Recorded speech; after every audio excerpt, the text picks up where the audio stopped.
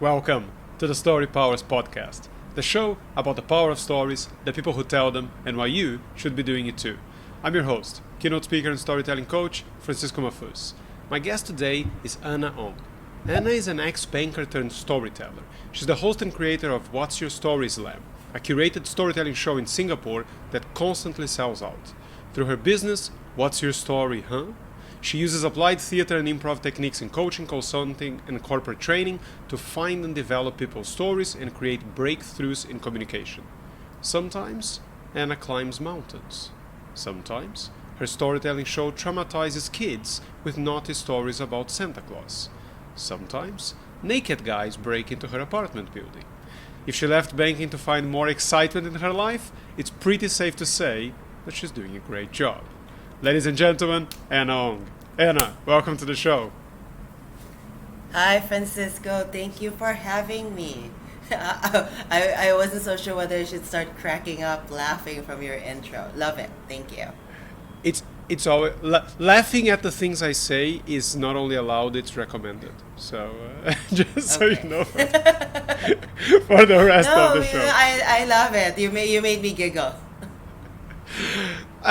Okay, so I think your decision to quit finance and do something else with your life in weeks like this one, where the Silicon Valley bank has just basically gone down the drain. I guess in weeks like this, that decision feels slightly more justified than usual, doesn't it? Well, I would say like when things like that happen, it makes me feel like while people who have lost their jobs are forced to have an opportunity to think about doing something else. Yeah, I mean that's a generous or an optimistic way of of looking at it. Well, what I don't find to be that generous or optimistic about humankind is this bit of info I saw a couple of days ago, where I think the CEO or the CEO or the chief administration officer of the Silicon Valley Bank was also one of the top executives in Lehman Brothers in 2008. So that's gonna start looking that CV is gonna need some storytelling to fix. Yes. Well, he could definitely spin it as say he is a major disruptor. He has disrupted each organization. So for any company or industry that's looking for disruption, they should hire him. Yeah, I that one might be slightly difficult to to swing, but anyway. So I don't need to ask you how how or why you got into storytelling, because I've done that myself. I think everyone that I had in this show has gotten into storytelling at some point. So the appeal of it is pretty obvious to me, and I think should be obvious to my audience by now. What I do want to ask you is, how did you get into your head that it was a great idea to do a storytelling show? Because I think you're only the you'll be the third person I've had in 112 or 13 episodes that actually has decided to create a storytelling show and run it. So why? Well, because we don't have one in Singapore, and I love the storytelling shows in the US, and when I moved back to Singapore, I was pretty miserable because there was no place for me to tell stories. Going to stand-up comedy open mic nights, while storytellers are welcome, it's not the same crowd. And I wanted to create a community for people who want to listen to stories. And I think my friends were just tired of me complaining, so one of them just asked me, well, what's stopping you from starting your own show? So what do they say, like fail fast or something like that. So I figured, like, why not, let's try it out, let's do it once. If it doesn't work, then at least I tried. But it worked out back when we started in July 2019, and I had so much fun hosting the show and seeing something that's from your imagination just come to life, that I decided to continue on. So it's what keeps me going sometimes when things get tough. So the show happens every 2 months, right? Yes. The show happens every 2 months because I will tell you now, this is why I don't have competition. There's no money in showbiz. It's a lot of work and not that much. It's not very profitable money wise. So that's why I don't, in a very cash conscious country like Singapore, this is why I don't have competition. Yeah, I'm not terribly surprised to hear that. I think no money in show business is one of those lines that you often hear repeated, like no upside in management. But all the people that I know that ran storytelling shows, the two people that I know that ran storytelling shows, which are I'm gonna forget their names now, but and I should have forgot their names. Michel Nerey, he has Mo Mondays in Canada and has been running that for a very long time. And what is the other person? Marsha. I forgot her surname now, but someone else has been on the show. I don't think she runs. I'm not sure she runs her anymore. But both of them, I think the business model was less, I'm gonna make money from this show, and more that one, it's great looks great on the CV if you're interested in either working storytelling or with event production, but also that it's a very good way to get clients if you work with storytelling. So I think they got coaching clients through that, and they got into some business relationships because of the show. So that's the only way that I've heard that it works as a business model. It's Marsha Shandur, I remember just now. It's because she always goes by yes, Marsha, and never uses her surname for anything. But anyway, yeah, so that's the business model that I've heard people use. I don't know if that was in your mind when you started, or if it's become something that is part of it. But yeah, I understand the challenges of running something like that. It wasn't when I started my business, I did not have a business model to follow. I was kind of going in blind on an industry that I have zero idea on.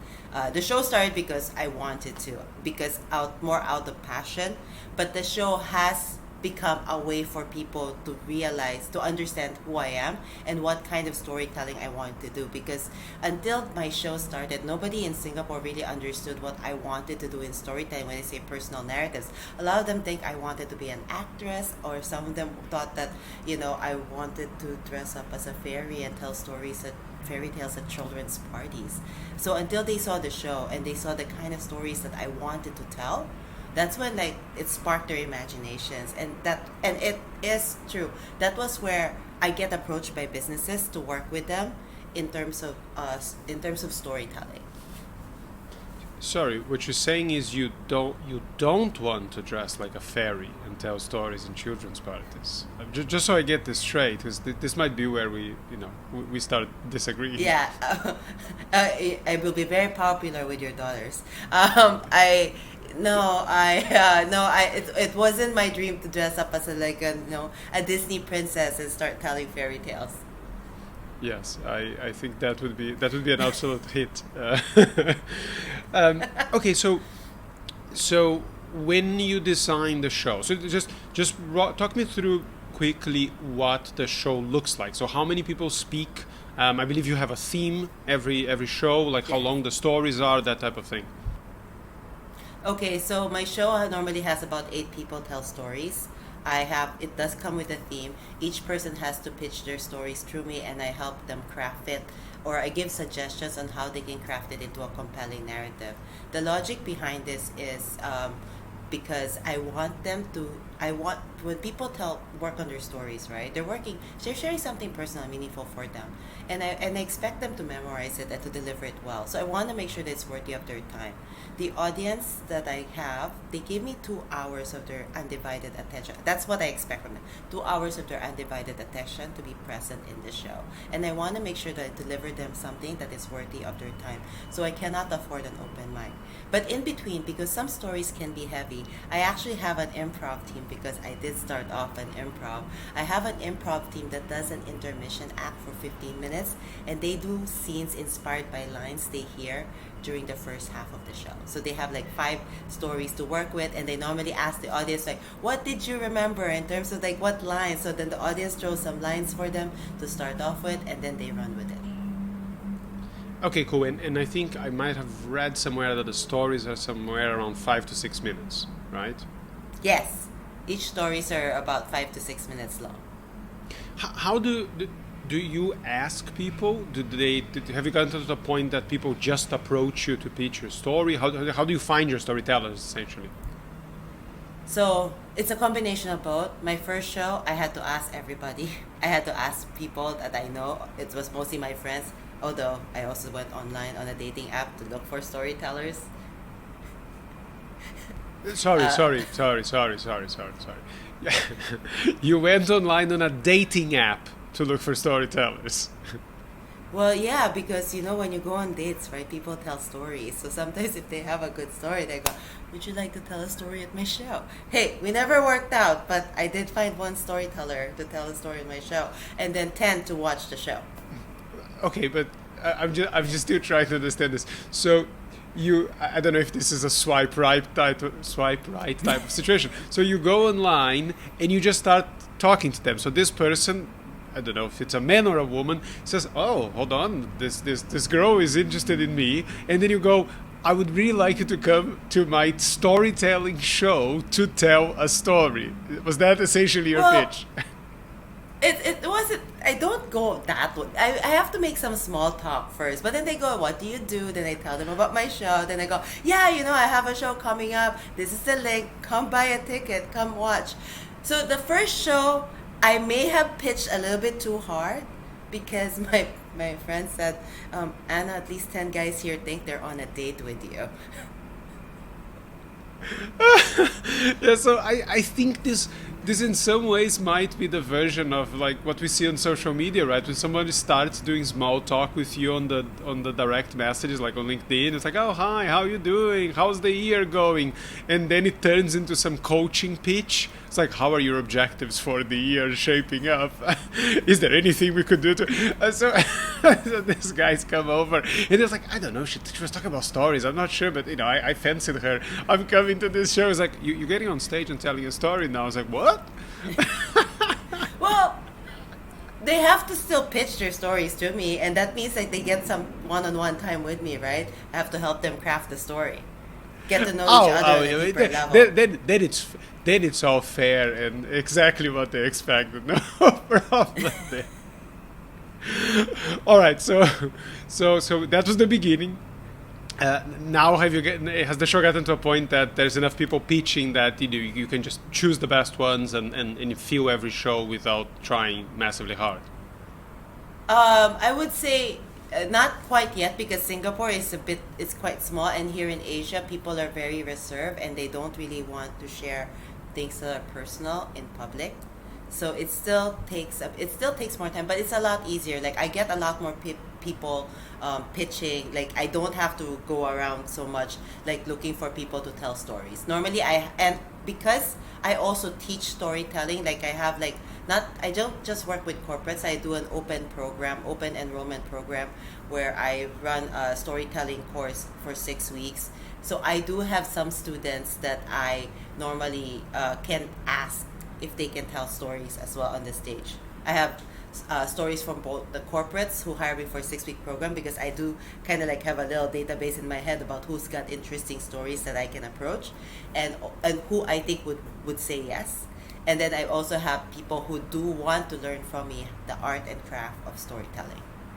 Fair enough. No, yeah, I think for anyone that does any type of training that involves storytelling, we're always going to have some exercise in the training where people are supposed to tell stories.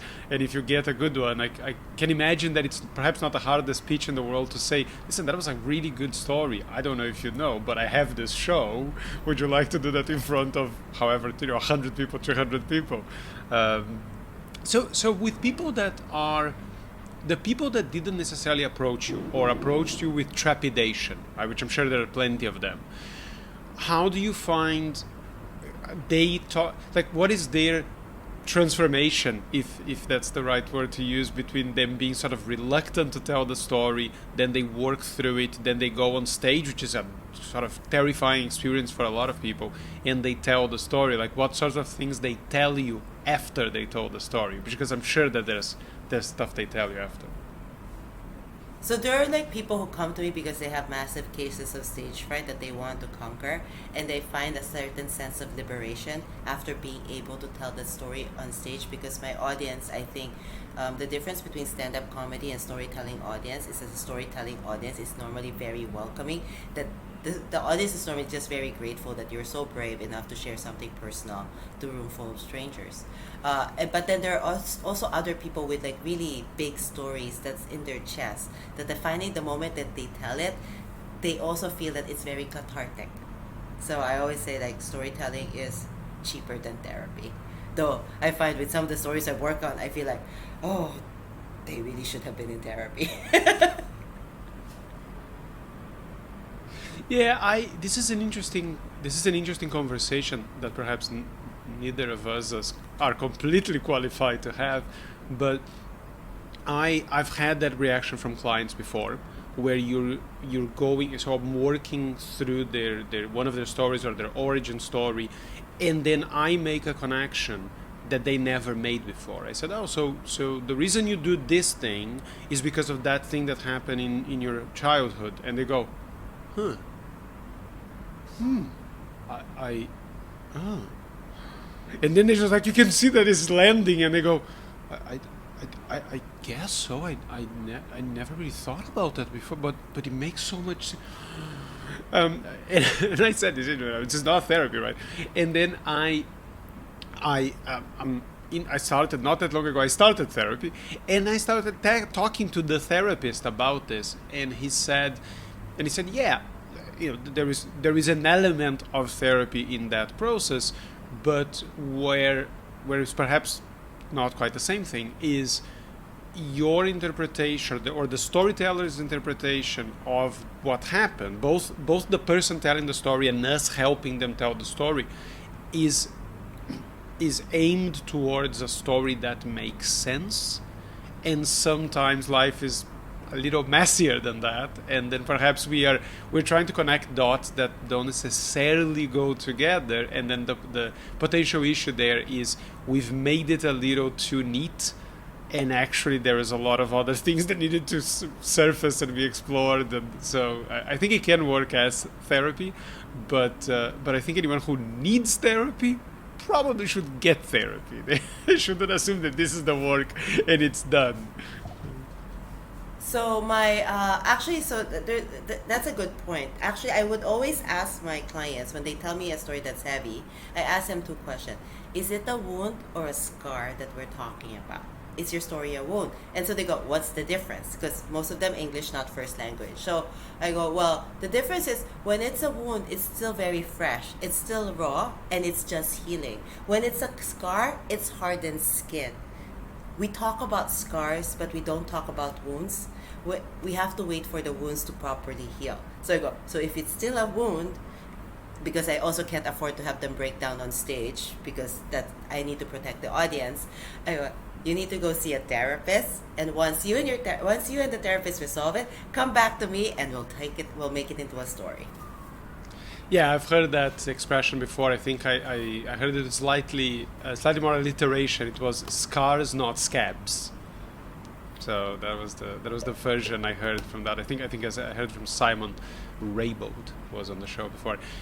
Yeah, I think it's okay for people to be emotional about their story, but not to the point that they're overcome with emotion. If you're telling a story and there's a tear in the corner of your eye, that's fine.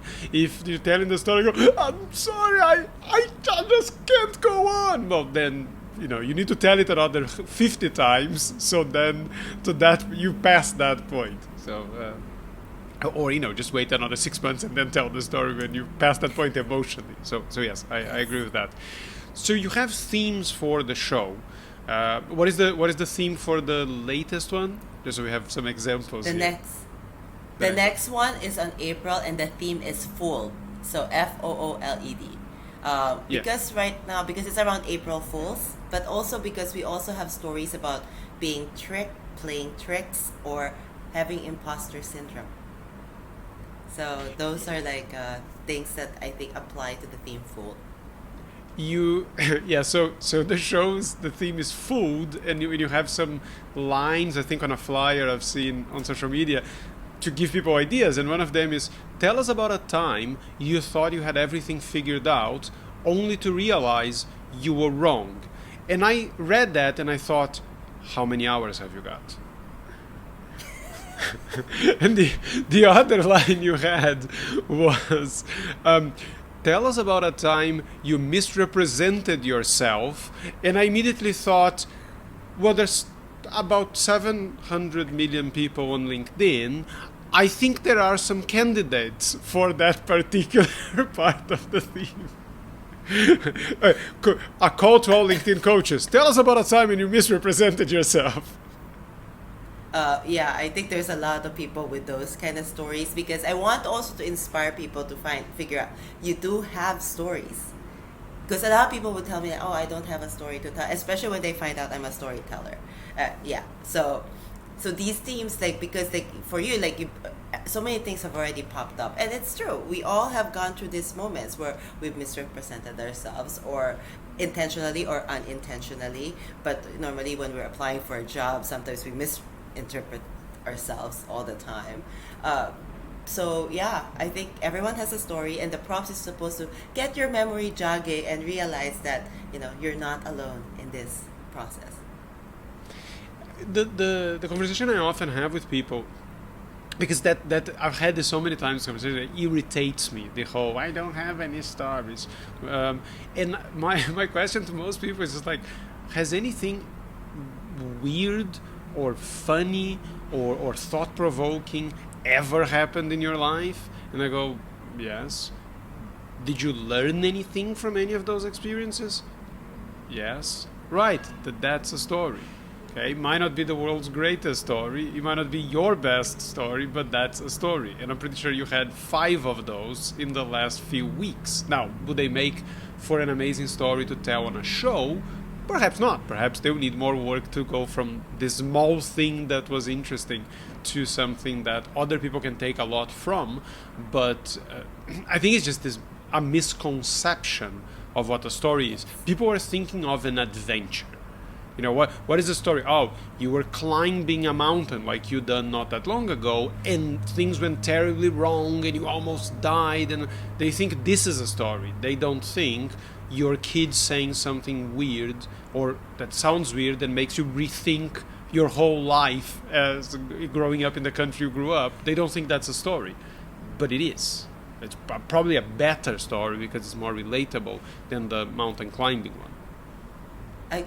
I totally agree with you on that one. I actually like to promote that there are stories in the small moments. Like, for me, one of my favorite stories to tell is a story about me and my niece, which is like when she was her first sleepover with me.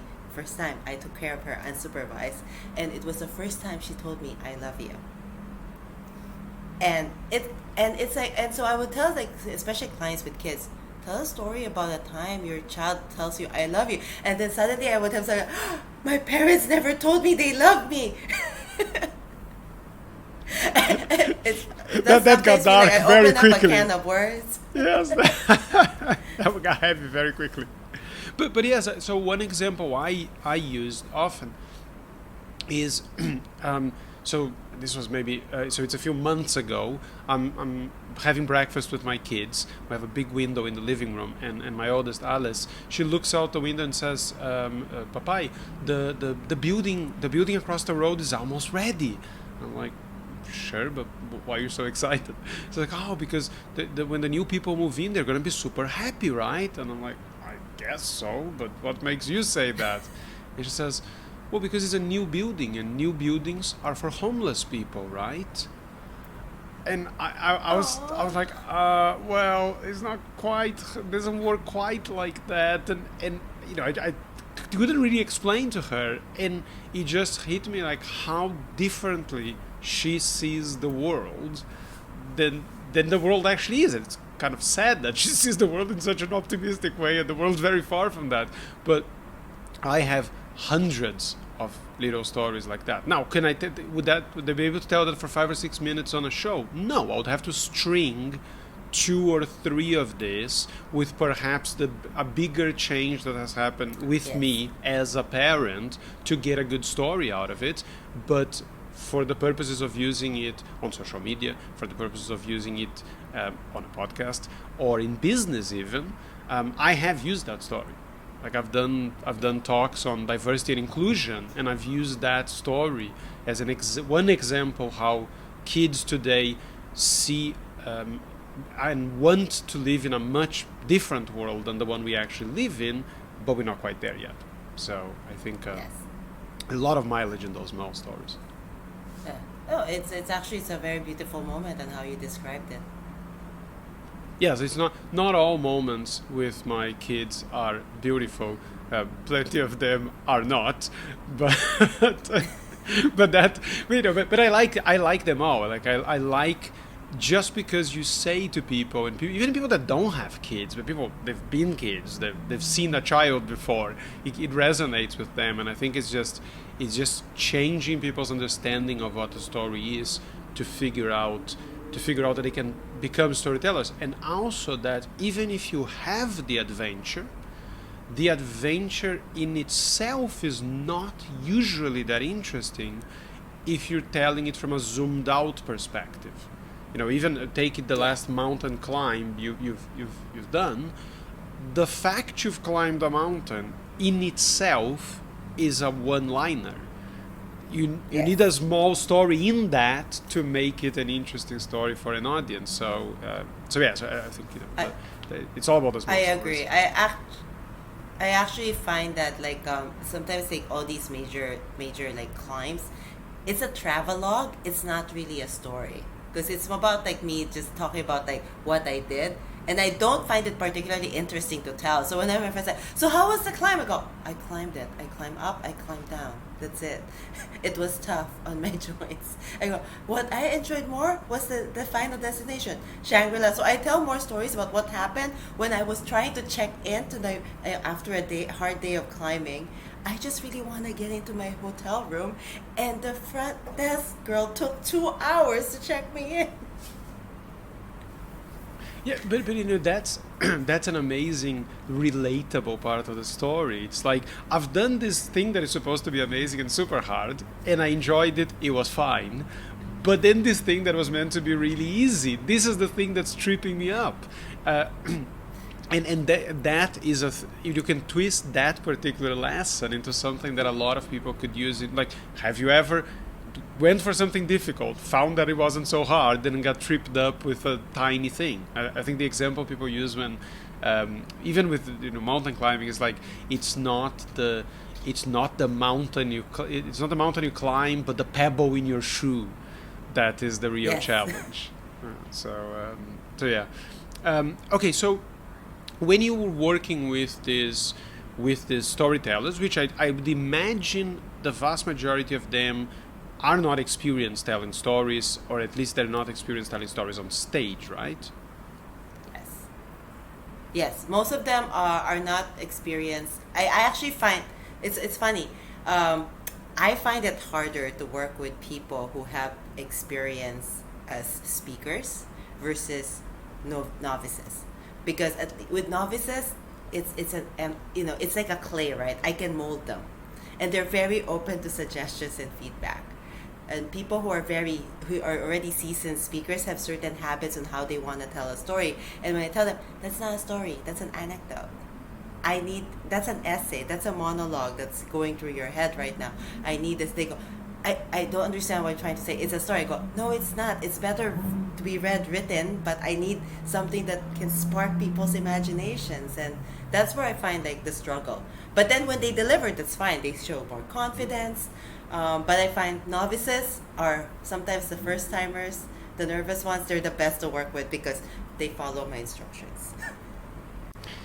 I guess that is the problem of working with anyone on anything, and they feel they they have some knowledge. So it was that, what is that, the four quadrants of managing people, or the competence levels. It was it, the conscious competent, the unconscious competent, the conscious incompetent, and the unconscious incompetent. And I think that with a lot of people that have told stories before, they might be unconscious incompetent, that like they think they know but they actually don't, and then you have to point out to them, like, you've been talking about your thoughts and feelings, but it's not actually a story. And they go, oh, but I've told stories many times. And, so that might have something to do with it. So so what do you find is either the biggest mistake or the biggest challenge that most of these people have when they're working on what's, to a lot of them, the first time they're really going to tell a story in this type of environment? I think the challenge I think most people have is like they think like telling a personal story on stage is like writing into your journal. So most of the time the initial script I receive is like a journal entry. So which is mostly a collection of their thoughts and feelings, like an essay, and I go, but there's no setting. They forget the setting. I go, I need a location. I need to know where you were when these thoughts were happening. You need to give, I go, first I need, what were you doing and where were you when all these things were happening? And people forget to put a location to set the scene, because when I try to explain to them, telling a story on stage is like painting a movie in the mind of your audience. Yeah, so there's some things that I've tried over the years that I think work well with some people more, and some people other things work. So one of the ones that work is just on elements, right? So I got this from the guys from Anecdote, and they always say that the elements of a story are, it has a time and place, it has at least a character, which is typically a person, it's not usually an animal, and it's definitely not a company or an idea. It needs to have a sequence of connected events. This thing happened, and because of that, something else happened. And it needs to have something unexpected or surprising. And if you're going to be using it in a business context, then it needs to have a point. Now, that's not always going to be the case with the stage storytelling, but it should at least have some type of moral, or that you don't necessarily say it, but it should be understood from the story. So some people react well to the elements, and you go, oh yeah, mine doesn't have a time and place, or mine doesn't have anything unexpected, or it doesn't have, whatever.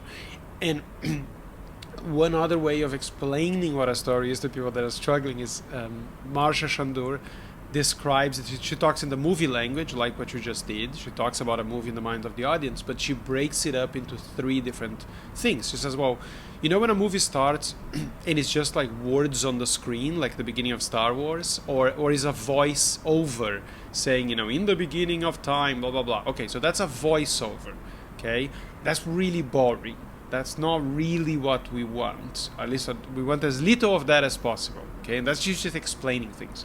Then you have a montage, like in the Rocky movie, when it's like, he's training and now he's doing this, or like you're in Paris now and now you're in London. So these are like quick scenes moving from one thing to another, and that sometimes is needed to move a story along. But what you want more than anything else is an action scene, where things are happening in real time and people are talking to each other, and it's you showing it and not telling. And I find that some people respond really well to the movie metaphor and go, no, I've been doing voiceover, right? Yeah, and that's not as exciting. And some people react more to the elements. So it's, but it's a common one. I think a lot of people think their thoughts and feelings and their opinions are a story. Yeah, I think that definitely depends on like how people are. Like the ones who like structure work well in terms of like the elements, because they can identify different points, and the ones who are more visual would want to go like figure out, oh, you mean like go straight to the heart of the action first, and then work our way back when telling a story. Yeah. I think that one mistake I see all the time on social media particularly is people think that if you are talking about a historical event or something that happened in your past, it automatically becomes a story. So they'll say, I grew up in this place, I was this type of kid. It's like, that's not a story. They're just statements about your childhood. It's not an actual story. It's a story if you say, when I was 5 years old, I was going through a really difficult time and blah, blah, blah. I mean, that's still not the most exciting way of telling that story, but at least that is a story if something happens. Okay, so to kind of, I'm not sure if we actually answered what I asked, because I think I started digressing. But so what do you think people struggle with more, other than they don't realize that what they're doing is not a story, what they're doing is just, a journal entry? What else they struggle with, or they find challenging once they start getting direction? I think, to be honest, before getting direction, the challenge for most people is finding stories. It's a muscle, because they have their own filter, so they think, I don't have a story, I don't have a story, I don't have a story. So that's why I have I promote story prompts, so that just to kind of help jog people's memory, because otherwise, if I just throw in a word, they won't be able to they get stuck with it. They get obsessed with the word. They go, actually, you can give me any story and I can make it work to the theme. But some of them are just so married into the idea and it's stuck. And I find that I think it's I would say that as we get older, and we're so rigid in our ways, our creativity stops. And we just get stuck in the process. So I'm not sure if it's that our creativity stops, or that it's a combination of many things when it comes to storytelling. I find is, one, you don't know what a story is. So if I say to you, do you have a story about something? You don't have a folder in your brain for stories, unless it's like this one story you always tell, right? This is how my wife and I met. So you have a story about how your wife and you met. You have a story about how you left the bank. You might have a story about how if you didn't grow up in the country you're living in, like me, you have a story of how I got to Barcelona, to Spain. But apart from that, people don't think of things as stories. So they could genuinely have hundreds, but what we are asking doesn't get the brain to think in the right terms. And the other, I think it's just it's imposter syndrome, and not thinking not thinking things are interesting. They think that everyday stuff is not interesting, but actually everyday stuff is the most interesting, because it's super relatable, and everybody's going, that happens to me all the time. Yeah, that happens to me last week. Yes. Oh, but that didn't happen. That's different. Okay, now I want to hear this thing. And I think once you tap all those things, it becomes a little easier. But the prompts are a great way, because I think it's difficult to see one of those prompts and not have anything. It must have happened. If you see one of those prompts. I'm hoping the prompts will prompt more people, because I actually only have 2 slots left anyway to get people to share stories on my upcoming show. Or at least, but I have gotten a few messages on LinkedIn about people sharing to me their stories though, which is nice too, because they're not based in Singapore, so I can't have them on my show, but I still like reading their stories.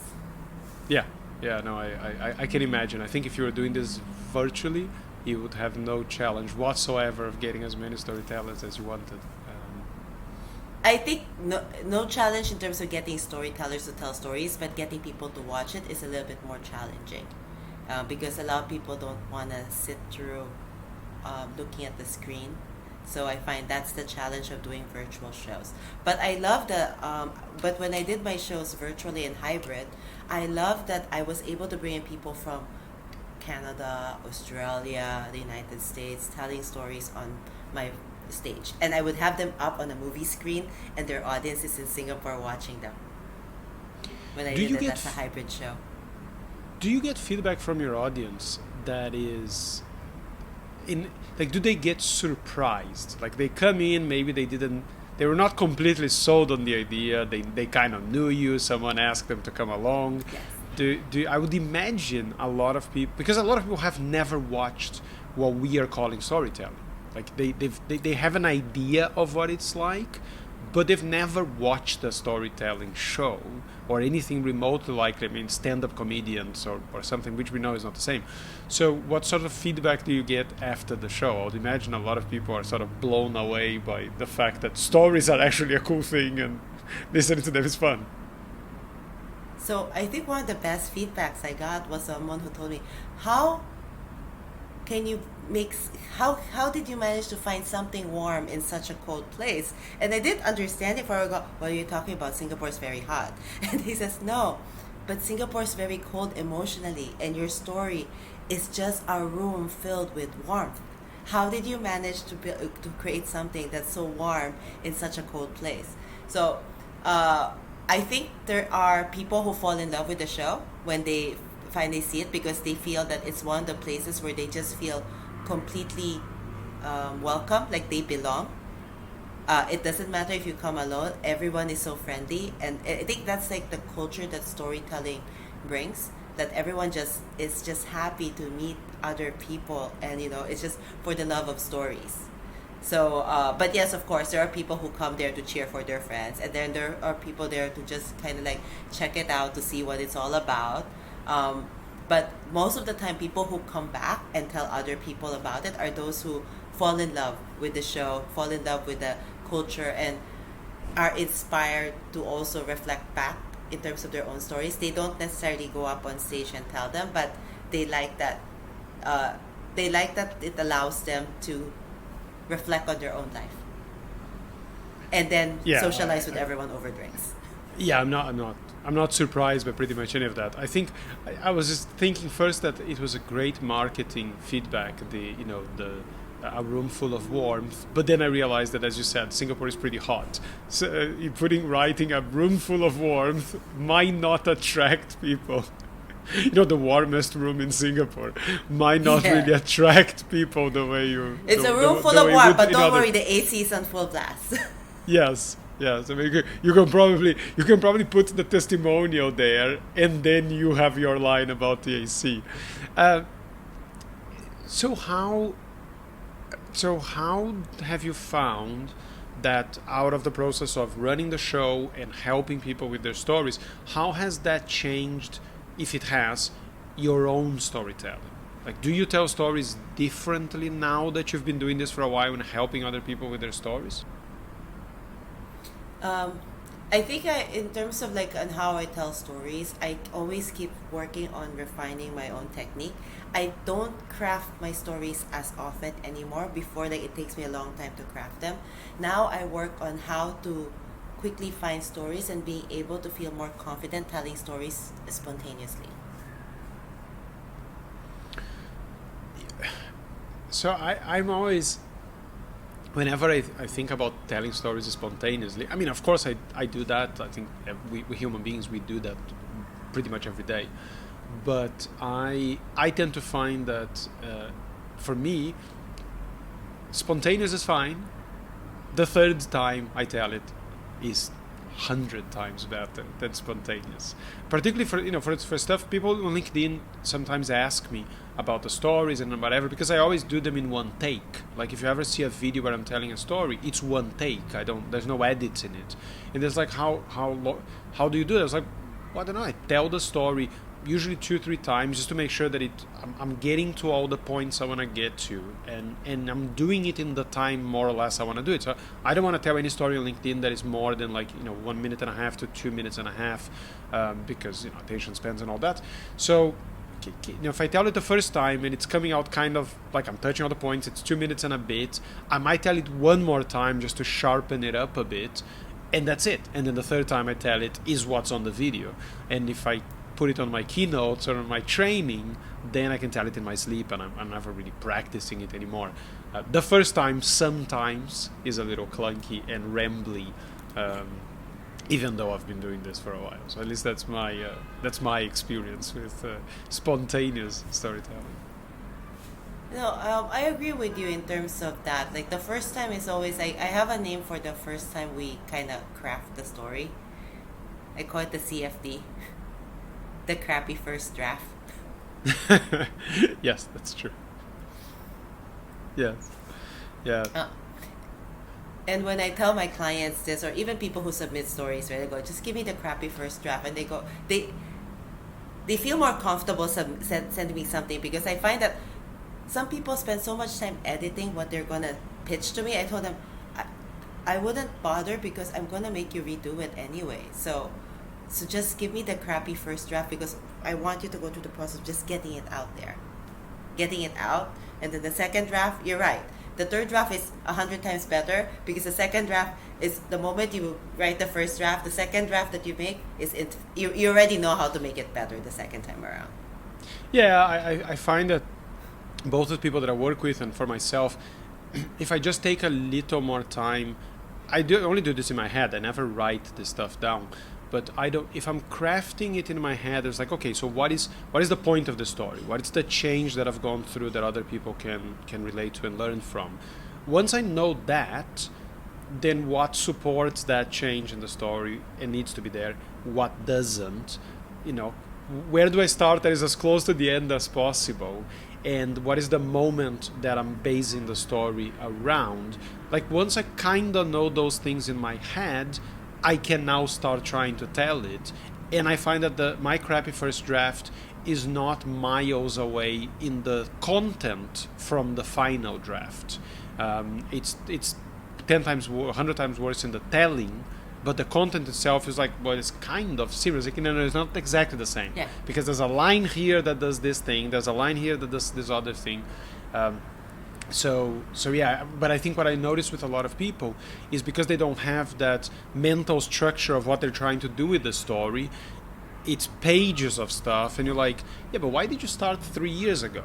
You could have started the story yesterday when you talked to your kid and filled us in on the back. So, but again, this is why we are professional, right? And other people are not. Well, I love the hack that you gave because that's true because sometimes you have to all stories involve a certain change. There has to be an element of change in it, otherwise it's not a story.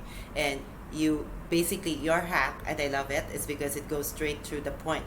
You go straight to the change first and then work backwards. Like because once you're very clear with the change, it's kind of like this is your communication goal. Once you're clear with that, you know what to get rid of because what doesn't support that, then you won't put it in. Yeah, all stories are about conflict and change, or I like to call it, because I'm a superhero nerd, they're about pain and power. So there is some pain in your story, there's some problem, there's something that happened that is upsetting you, there's a struggle, whatever. That's always going to be on any story that's decent. And you're going to be changed by the end of that story. So you now have the power to know something or do something that you didn't have before. If you just keep those two things in your mind, like whatever is not leading you to the pain and then leading you out of the pain into the power, is probably not necessary for the story. Maybe it's fun, maybe it's worth putting it in because you have the time to do it, but it's not necessary for the story. And I think this is where people don't have those anchors. So they go like, how did you leave Singapore? How did you leave the bank? Well, and they're like, it's like, it was a process. It took me 2 years to really leave, and I almost left this time, and I didn't. And yeah, that's all part of it, but it's not. It's too far. Okay, so I wanted to just as we're approaching the end, I wanted to ask you something that is kind of about storytelling, but not 100% about storytelling, which is, I know that, at least from one video you put out, I know that you're interested or were interested at some point in doing not only storytelling, but also speaking, which is something I do a lot. So what I wanted to ask is, what has been your experience so far in how being a good storyteller prepares you or doesn't for being a speaker? So where do you find that the storytelling does a lot for you as a speaker, and what are the other things that perhaps you didn't know you needed or you weren't as good at to begin with, that you're finding that a speaker also needs? Because a speaker is not a storyteller can be a speaker should be a storyteller, but being a storyteller doesn't automatically make you a speaker. Oh, I feel like you just put me in the spot here. Okay, I actually find speaking more of a struggle because I find that preparing a keynote requires a lot more thought and structure, and a lot more lecturing, and it's not. I find the storytelling element in the keynote for me is my favorite part because that's where I get engagement from the audience. But then the last part where I have to kind of like, these are your key takeaways. I feel like I'm lecturing people, so I don't enjoy it as much. And for the longest time, I think I was like trying to figure out what the heck is a keynote. How does one craft a keynote? How come everybody does it so many different ways? And I also find that a lot of the speakers would like to use slides, and I hate slides. I hate working with slides. I try to avoid slides as much as I can. Though I do sometimes speak with slides, and I find slides require an additional amount of rehearsing. I mean, you're already thinking about like where to step forward, to the side, look left, look right, and then you have slides, making sure the slides pop up when they should, and memorizing the order of your slides. So I find that part a little stressful, and I think an additional element to storytelling. Yeah, I think there's a question about structure there, and there are many different ways you can tell you can build a keynote, but one approach that I find that works well for storytellers is this idea of like tell a story, make a point. So my keynote, which is about storytelling and how you can use storytelling in different ways in business, what I always try to do is say, okay, so what are the points I want to make? Do I have a story or an example, just to think of it in a simpler way? Do I have an example that supports that point? So the way my keynote is structured is, so let's say I'm going to talk about change. I tell a little story right at the beginning about my kid learning how to ride a bicycle and how she was really struggling to change the way she rode a bicycle. So that's me just introducing the topic I'm going to talk about. Then I lecture, to use the term, I'm just lecture for a little bit about like, but change is really hard, isn't it? Like, we've tried to change this, we've done this. So I lecture a little bit, and then I start looking for other examples, right? So do I have a science story that shows how difficult change is, and then I can share that story? Do I have a business story that shows how change is important? So my approach is to have, there are points I'm trying to make, there are takeaways, but I just try to support as many of them as I can with a story. And that story could be a 2-minute or 3-minute thing from my personal life, from a business, from science, or it can just be an example. Right? Sometimes you don't need to like spend a minute or two telling about stuff that everybody knows, right? So you can say, most people know that Steve Jobs told lots of stories in his keynote, right? You might remember the one he told about this thing. So that's it. It's just an example. So it's not you saying stories are super important in presentations, which is just, it's me passing my opinion as a fact, right? Yeah. So I find that for a lot of people, once you're into the stories and you're like, okay, how can I get away with just telling as many stories as possible? That helps a lot, because I think when I talk for 45 minutes plus the Q&A plus a little bit to close, I tell something like a story every 7 minutes, give or take. Okay. So that helps a lot. But the other thing I find that having a structure helps, and the one I teach a lot of people is HEAT. So hook, example, and the example would typically be a story, arguments, and takeaway. So if all your keynote, and it doesn't matter if this is a 6-minute presentation or an hour-long presentation, is say one thing to grab their attention, or ask a question to grab their attention, or a stat, or whatever you want to do, tell a story that backs that up, then broaden the argument a little bit with science, with other evidence, and then take something away from that, and either you're done, or you just repeat that process over and over, building onto other things. And for storytellers, you maybe don't even need the hook. The hook is the beginning of the story. So either hit or eat. But when I tell people, hit and eat are way more exciting than hat. Like if you get rid of the example, then nobody's gonna find this particularly great, right? So that's the one that I find. I am writing this down right now because this is a gem, like in terms of like a structure for keynote. Because I always find preparing keynotes is a little bit more tricky for me, and I think that's also a different skill. But then also telling stand-up comedy jokes, so it's a different structure. Yeah, no, it's very different. And another approach that works well is not think of it as one long presentation. you can think of it as say, okay, I'm going to talk about change and the problems of change and how storytelling is effective in change. Okay, so that's my broad theme. That's what my keynote is about. What are the 3 most important things that I need to tell people that back up this point? And I can say, okay, well, this is the problem of normal communication.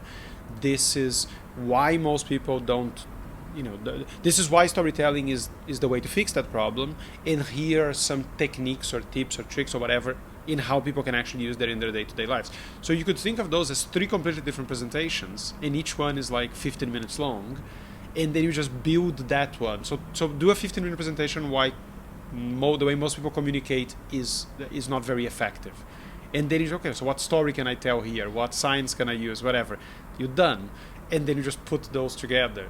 And what you find is if you ever have to do a 15-minute presentation, you already have it. If you have to do a half-an-hour presentation, you might just choose 2 of those points. And you end up with a lot of people, speakers refer to this as Lego blocks. So you have this story makes this point, this other story makes this point, and the more time you're given, the more Lego blocks you use, the less time you're given, the fewer you use. And if you're giving training, you can go, which of my Lego blocks fit into training? And then you have 5 minutes here, 7 minutes there, and just stick them in, and then you don't have to keep, preparing an hour-long thing or a 5-hour-long thing every single time from scratch. Yes. Oh, yeah, that's why I find trainings a lot easier because they're much more interactive, and it's like I speak for shorter amounts of time versus just talking, like giving a monologue. Yeah, for sure. And I think one thing that a lot of people don't get with how storytelling helps presenting and speaking overall is that if you're a half-decent storyteller, you learn how to talk like a human being when you tell the story. You're not putting on a voice, you're not acting or whatever. And speaking is kind of artificial. So sometimes what will happen is people tell the story well, but then they go into speaking mode and there's like declamate, it's like, and this is why communication doesn't work. It's a real problem. It's like, why'd you go from human being to like weird person doing declamations? So the more stories you can have, the easier it becomes to just sound like the whole thing is a conversation. I think it's the hack that makes most presentations a lot easier is just have as many stories in there as you can, as long as you pick in the right stories and they support your point and all of that. And I like that you add, I can just imagine when you're doing your keynotes, you add a lot of elements of humor in it because you're quite funny. Thank you very much. That is something I find very difficult to tell people to do because a lot of people don't feel naturally funny or they don't feel confident with humor. What I tend to always tell them is if you're going to use slides, that's a great opportunity for humor that is easy. Like there is a meme that you can use. There's a funny picture you can use. So whenever I use slides, and I don't like them either, but if it's an hour-long presentations, I'll often have some. But I try to have them be kind of interesting. So I'm saying, so what is the real, how much more memorable stories are? And then I have a guy going like this. It's just a picture of a guy going like this. And then at some point I start calculating something. And I was like, this is really difficult. And I make this face, and there's an emoji right behind me that is the exact same face. So I'll do stuff like that, or I'll have a meme, I'll have a picture that is clearly funny, and then you put it on and just keep talking normally, and people will laugh and go, oh yeah, I love that picture. I've seen someone do one the other day with Simpsons, like it was a Simpsons, pictures of the Simpsons, and they changed, like they put a thought balloon next to Homer, and Homer is talking about like marketing or something, right? So there's opportunities for using humor that don't involve you being funny, and I think those are the ones people can easily try, and they go on Google Images and say funny cartoon marketing or funny meme marketing, and you find them straight away. I'm sure there will be some AIs going to be preparing those soon as well.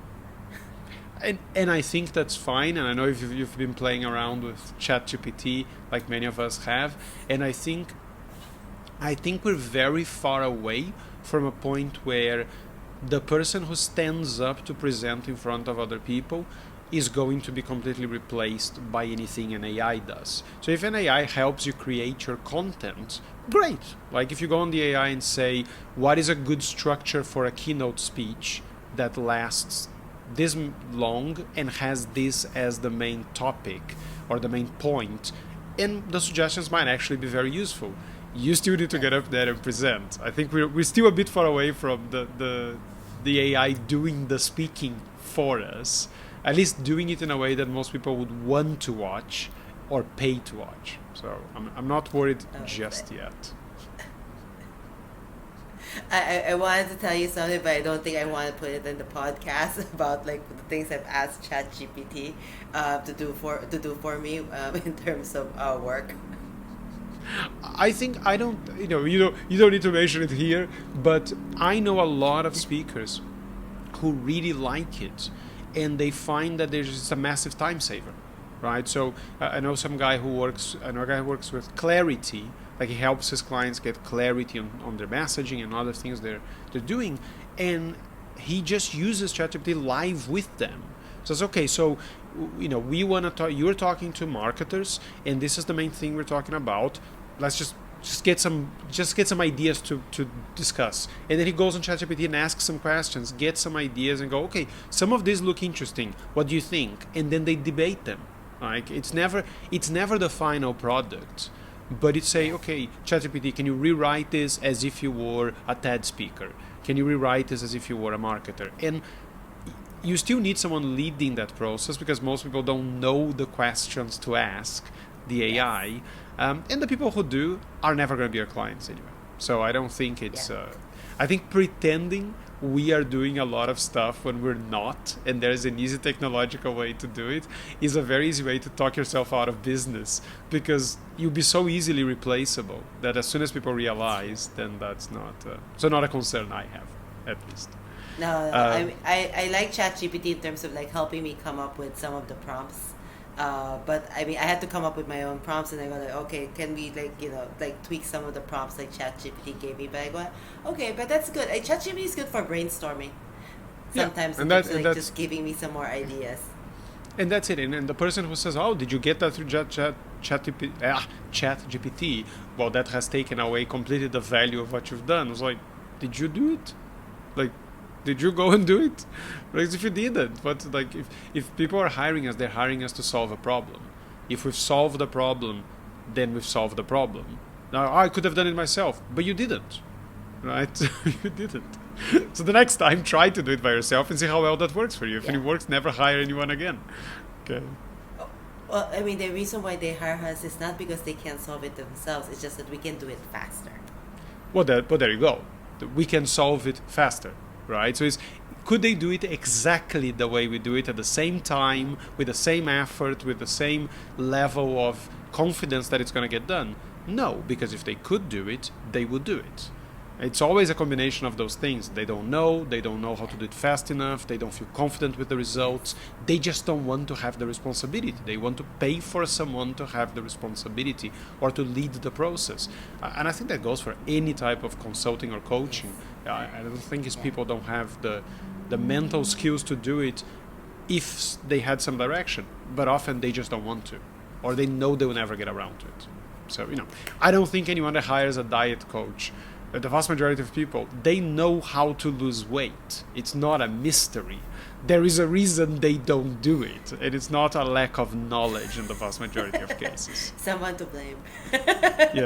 Yes, it could be. Okay, so if people want to find out more about, if people are in Singapore and want to find out about the show, where should they go? And if people just want to find out more about the work that you do, where should they go? So actually, all the information is on my website, www.anna-ong, that's ANNA-ONG.com. So that's the easiest way that they can find me. They can find me on LinkedIn through there. They can find links directly to all my shows for the year there, as well as the types of workshops that I run. Okay, I'm going to put that on the show notes, because I don't think it's impossible that some people are going to have a slight challenge with your name, like I did, where I'm so used to reading OMG online that every time I saw your surname, I had to do a double take and go, no, that's misspelled. No, it's not Ong. It's not OMG. It's not oh my God. OMG. Yeah. Yes. And it's like, oh, it's an interesting professional name, Anna Oh My God. And I was like, no, you idiot. It's an Asian surname. So, but it, again, maybe this is just my brain, but or the lack thereof. but I'll put it on the show notes anyway. Yes. Because I think most in South America, ONG means a non-profit as well. O-N-A. Oh yeah, true. Of course. So yes. So they go, how do I spell your name? I go like, O-N-A. Yes, 100%. See, this is how my brain works or doesn't. I went for OMG and not for ONG, which is an actual word in the language, in two of the languages that I speak. So yes, that says more about me than it says about you. Clearly. You're more Americanized. That's one way of looking at it. All right, Anna, thank you very much for your time. This has been fantastic. Well, thank you, Francisco. I had a great time. All right, everyone. Thanks for tuning in. Take care of yourselves, and until next time.